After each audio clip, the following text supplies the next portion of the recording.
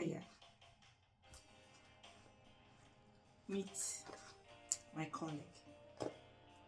We're here to do what Jesus to you, A to Z.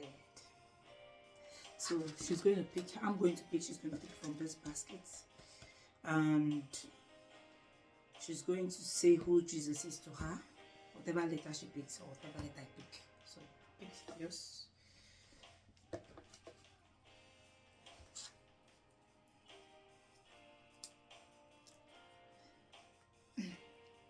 What letter did you pick? I picked letter B. I picked letter H. Okay? So who is Jesus to you? Jesus is my brightness. Speak of it. Jesus is my brightness. Jesus brings brightness into my life. And then when gloom comes and disappointment comes, and then I feel disillusioned, I feel like the world is crumbling on me, and I feel like I really cannot push further anymore.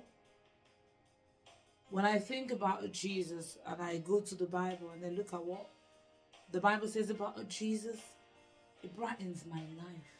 So can you just tell me something very real that has happened to you and you feel that for this reason Jesus is my brightness? I remember vividly when I left secondary school, I needed to get into the uni, but it didn't happen, and years passed. I didn't see it come through. It was a discouraging moment for me. At some point it became so perplexing. But one thing I know for sure is when I look at what Jesus says about waiting times, it brought brightness into my life. Even though I wasn't living the reality of what I desired, one thing I know for sure is there was brightness because I had Jesus. So each time I went to the Bible and then read the Bible and then looked at the promises of Jesus. I've not heard anything practical. What was that testimony? What happened? Like from start to finish? Just I said it was a difficult time. what difficult are you talking about? I said it was a difficult. I did not have admission.